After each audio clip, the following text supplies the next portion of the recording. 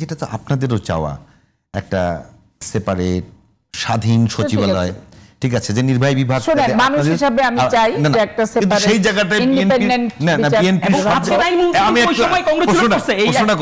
বিএনপির সব জায়গায় এই কমিটমেন্ট করা আছে, এই ওয়াদা করা আছে যে তারা স্বাধীন বিচার বিভাগ করবে। তো অন্তর্বর্তীকালীন সরকারের অনেকগুলোই তো মানলেন, তারা একটা স্বাধীন বিচার বিভাগের উদ্যোগ নিয়ে গেল, সচিবালয় হয়ে গেল, সেটা বন্ধ করবার কারণ কি? আচ্ছা, তার আগে আমি একটু বলে নিই, ওগুলো তো আমি দিতে পারি না, ওগুলো একটু উত্তর দিই। দেখেন, সালাউদ্দিন সাহেব ঐক্যমত্য কমিশনের মিটিংয়ে উপস্থিত ছিলেন। ওখানে অপোজিট মানে সব পার্টি উপস্থিত ছিল, একজন করে কি দুজন করে প্রতিনিধি। তাদের কোন প্রশ্নের উত্তরে সালাউদ্দিন সাহেব কি বলছে এটা আমি জানি না, দেশবাসীও জানে না। না দেশবাসী জানে, বক্তব্য আছে। না আমি বলি দেশবাসী কিভাবে জানবে? কারণ আমরা আমি আপনাকে ভিউ ধরে দেখাই, আমারটা আমি শুনি, লক্ষ লক্ষ কোটি কোটি ভিউ আছে, আমি স্ক্রিনশট রেডি করি। আমি ওনার প্রেস কনফারেন্সে যেটুকু শুনছি, ওইটুক পত্রিকায় আসছে, সংবাদপত্রে, আমি সেটুকের ভিতরেই আমার হচ্ছে জ্ঞান গরিমা এবং আমার শিক্ষা দীক্ষা। তার কারণ জুলাই সনদের ওই বইটা এখন পর্যন্ত কিন্তু আমার হাতে নাই এবং আমি এখন পর্যন্ত পাই না, এটা আমাকে সংগ্রহ করতে হবে। আমি আমার কাছ থেকে নিয়ে যান একটা। তাহলে থ্যাঙ্কস, যে ওটা আমার খুব ইচ্ছা আগ্রহ পড়ে দেখার, দেখে না, কিন্তু সেটা আমার কাছে হচ্ছে এখন পর্যন্ত নাই, প্রথমত। আর দ্বিতীয় বিষয় হচ্ছে কি, যে পার্টির, আমাদের পার্টি তো একটা অনেক বড় পার্টি, এই বড় পার্টির নীতি নির্ধারণী ফোরাম যেটা, এবং যাদের সাথে নীতি নির্ধারণী বিষয় নিয়ে ওখানে কি আলোচনা করবেন, কোনটা প্রেস কনফারেন্স দিবেন, কোনটা মানবেন, কোনটা নোট অফ ডিসেন্ট দিবেন, এটা তো ওই সর্বোচ্চ স্থায়ী কমিটির যে সদস্য ওনাদের মধ্যে সীমাবদ্ধ। এটা আমাদের মতো ছাপোষা এবং সামান্য একজন সদস্য, সমর্থক কর্মী, এটা জানাটা কিন্তু না। আপনি হয়তো আমার মিছিল, মিটিং, অ্যাক্টিভিটি, মামলা খাওয়া, রংকারি খাওয়া, প্রাচীর টপকানি, এগুলো দেখে আপনি বলতে পারেন জেল খাটা এইসব নিয়ে, এগুলো তো পার্টি যখন দুর্দিনে থাকে তখন লাগে, কিন্তু পার্টি যখন সুদিনে আসে তখন এগুলোর কোনো প্রয়োজন আছে বলে আমি মনে করি না। এবং আমি আমার সারা জীবন ওই 86 সাল থেকে আন্দোলন করতে যেয়ে দেখছি যে পার্টি আমার মানে আন্দোলনকারীদের ক্ষমতা আসা পর্যন্ত লাগে।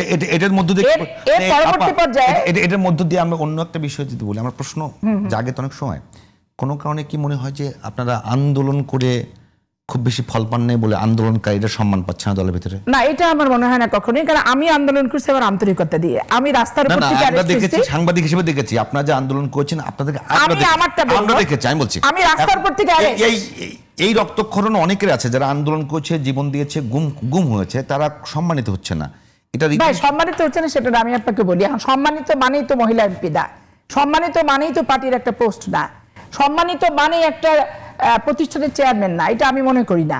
আমি সম্মানিত দল করবে, দলের এগুলো যদি সম্মানিতের অংশ হয়ে থাকে তবে সেই অংশের সাথে আমি একমত না। আমি যেটাতে মনে করি যে আমি যদি জনগণের জন্য কিছু করে থাকি, গণতন্ত্রের জন্য প্রত্যক্ষ মাঠে কর্মসূচিতে অংশগ্রহণ করে অ্যাক্টিভিটি করতে যে মামলা খাই, অ্যাক্টিভিটি রত অবস্থায় আমি অ্যারেস্ট হই, ওইটাতেই হচ্ছে জনগণের দৃষ্টি, ওইটাতেই জনগণের চোখ, এবং ওই স্বীকৃতিটাই হচ্ছে জনগণের প্রকৃত স্বীকৃতি, এবং ওই ভালোবাসাটাই হচ্ছে অর্জন। আমার পোস্ট অনেক বড় আছে, অটো সিস্টেমে পোস্টের কারণে মামলা খেলাম, জেলে একদিন ধরা পড়লাম, গেলাম, আরামায়েশ করে চলে আসলাম। জেলে যখন গেলাম মনে হচ্ছে বাংলাদেশের সব কমিটি সহ আমি জেলে ঢুকে গেলাম। এইরকম পর্যায়ে আমি ছিলামও না, আমার এই ব্যাপারে অভিব্যক্তিও নাই। আমি বিচারপতি শামসুদ্দিন মানিকের সাথে সরাসরি বাগযুদ্ধে লিপ্ত হয়ে আমাকে বার কাউন্সিলের সামনে ধরে নিয়ে গেছে, সবাই দেখছে। আমি জলাল আবেদিন ফারুকের ওখান থেকে মামলা খেয়েছি, আমাকে সবাই দেখছে। আমি গুলশান অফিসের প্রাচীর চপকাইতে যে পেপার স্প্রে খেয়ে বেগম জিয়াকে বাইর করার চেষ্টা করছি, সেখানে 80টা মামলার আসামি হয়েছি। সারা বাংলাদেশের সব আইনজীবী আগাম জামিন হয়েছে, সারেন্ডার করতে যে নিম্ন আদালতে কেউ জেলে যায়নি, একমাত্র আমি হচ্ছে জেলে গেছি এবং আমি 6 মাস থাকছি। তো এতে হয়েছে কি, ওই প্রাপ্তির জায়গাটা আমার ওখানেই। আমি মনে করি যে আমার জনগণের প্রতি আমার কমিটমেন্ট এবং আমার প্রতি তাদের ভালোবাসা, এটাই আমি হচ্ছে সবচেয়ে স্বীকৃতি মনে করি। আমি পদ পদবি, অমক চেয়ারম্যান, তারপরে অমক প্রতিষ্ঠানের চেয়ারম্যান, ওই জায়গাটার এমপি নমিনেশন, এগুলা কোনো কিছু মনে করি না জন্য আমার গলার জোরও কমে না, আমার মানসিক মনোবল আমি হারাই ফেলি না। বাস্তবতা হচ্ছে এইটা।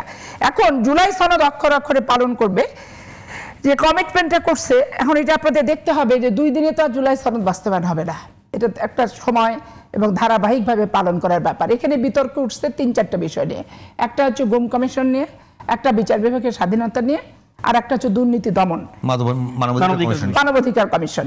এই চারটা বিষয় নিয়ে সবচেয়ে বেশি আলোচনা আসছে, এবং এই চারটা বিষয় হচ্ছে মানুষের প্রত্যেকের নাগরিক হিসেবে প্রত্যাশা ছিল যে অন্ততপক্ষে মানবাধিকার কমিশন, মানবাধিকার হরণ যাতে না হয়। এখন মানবাধিকার কমিশন আপনি কি করবেন ভাই? এখন আপনি বলেন যে আওয়ামী লীগ তো ফ্যাসিস্ট। আজকে আওয়ামী লীগ ফ্যাসিস্ট হিসেবে যখন একটা ছাত্রলীগ করার কারণে তার বউ বাচ্চা নিয়ে আত্মহত্যা করে এবং বাচ্চাকে পানিতে ডুবায় মেরে ফেলে, স্বামীরও দেখা পায় না, আর লাশ আর স্ত্রীর দেখা পেল, এটাকে আপনি ফ্যাসিস্ট হিসেবে কি মানবাধিকারের সংজ্ঞাটা আলাদাভাবে সংজ্ঞায়িত করবেন, না ওখানে মনে না হয় মানুষ হিসেবে সংজ্ঞায়িত করবেন? না আপা, মানে আমি আপনার কথার সঙ্গে একমত, কিন্তু ওখানে যে ঘটনাটা ঘটেছিল সেটা কিন্তু আসলে ওই রকম ছিল না। মানে সুইসাইড তো সুইসাইড ছিল, এবং সেটা হতাশাগ্রস্ত হয়ে হতাশাগ্রস্ত, এবং একটা মা হবার পরে তার যে মানসিক দরকার, আকুতি, যেটা সে মানসিক একটা মানে আকুতি, যে বাবা দেখবে, বাবা হাত ধরবে। যে কোনো মা হবার পরেই তাকে একটা মানসিক ডাক্তার দেখানো উচিত, এবং তাকে ওই সময়টা টেক কেয়ার করা উচিত। সেই ঘাটতির কারণে সে মানসিকভাবে অসুস্থ হয়ে নানান কারণে, এটার সঙ্গে সরকারের নিপীড়ন বা সরকার জামিন না না, দেয়া, নিপীড়ন টিপীড়নের ব্যাপার না। যাই হোক, বিষয়টা যেটা আসছে, আপনি মানসিক ডাক্তারকে, আমরাও তো ভাই 3বার প্রেগনেন্ট হয়েছে, 3টা বাচ্চা হয়েছে, একবারও কিন্তু ডাক্তার দেখাইনি, আপনারা একবারও ডাক্তার দেখাইনি। আমাদের মারা অন্যরকম ছিল, এবং 3টা বাচ্চা হওয়ার সময় আমার হাজবেন্ড একদিনও পাশে ছিল না, কারণ এলাকা হয় বানবন্যা, না হলে এলাকা একটা বিপর্যয়, ওই ড্রাইভার আর কর্মচারীর হাতে আমাকে ফেলে দিয়ে যে বাসা থেকে খাবার কাজের মেয়ে নিয়ে যাবে, আর সেলাই যখন কাটবে নিয়ে আসবে, বাসায় নিয়ে এসে তুমি রাখবা। তো এটাতে তো আমরা মেন্টালি হচ্ছে আপনি যে কথাটা বললেন, এটা বাংলাদেশের মায়েদের ক্ষেত্রে প্রযোজ্য না, যে বাচ্চা হওয়ার সাথে সাথে তার মানসিক পরিবর্তন হবে, ডাক্তার সাইকিয়াট্রিক দেখাতে হবে, এখানে মানবাধিকার হরণ হয় না। তাহলে আপনি সুপ্রিম কোর্টের নির্বাচনটাকে কি হিসেবে দেখবেন? সুপ্রিম কোর্টে ভোটার আমি সমস্ত পেমেন্ট করছি, সুপ্রিম কোর্টের যে পাওনা, আমি ভোটার হয়ে ভোট দিতে পারবো স্বৈরাচারের দোষর হিসেবে, কিন্তু আমি ক্যান্ডিডেট হতে পারবো না। সর্বোচ্চ আদালতে এটা কোন আইন নিয়ে আপনি দেখবেন? ও চাঁপাইনবাবগঞ্জ টানলে মন খারাপ করে। আমার মন খারাপ করেনি, আসলে আমার চাঁপাইনবাবগঞ্জে ইলেকশন হয়েছে, ইলেকশনে আওয়ামী লীগও প্যানেল দিছে, জামাত ইসলামও প্যানেল দিছে, বিএনপিও প্যানেল দিছে। তো ওখানে আওয়ামী লীগ সেক্রেটারি সহ 7টা পাইছে, বিএনপি প্রেসিডেন্ট সহ 6টা পাইছে, জামাত ইসলাম অ্যাসিস্ট্যান্ট সেক্রেটারি মেম্বার পাইছে। তাহলে জিতছে কে? বিএনপি। আওয়ামী লীগ 7টা পাইছে, যেহেতু 7টা 6টা। তাহলে আপনি এখন ঢাকা বার আর হচ্ছে সুপ্রিম কোর্ট বারে, আপনি যদি এখন সমস্ত বারের প্রতিনিধিত্ব তো করে বার কাউন্সিল, তাহলে বার কাউন্সিল কিন্তু একটা নিরপেক্ষ সিদ্ধান্ত বার কাউন্সিলকে নিতে হবে, এবং এইখানে সারা বাংলাদেশের বারের তাহলে একই নিয়ম হবে।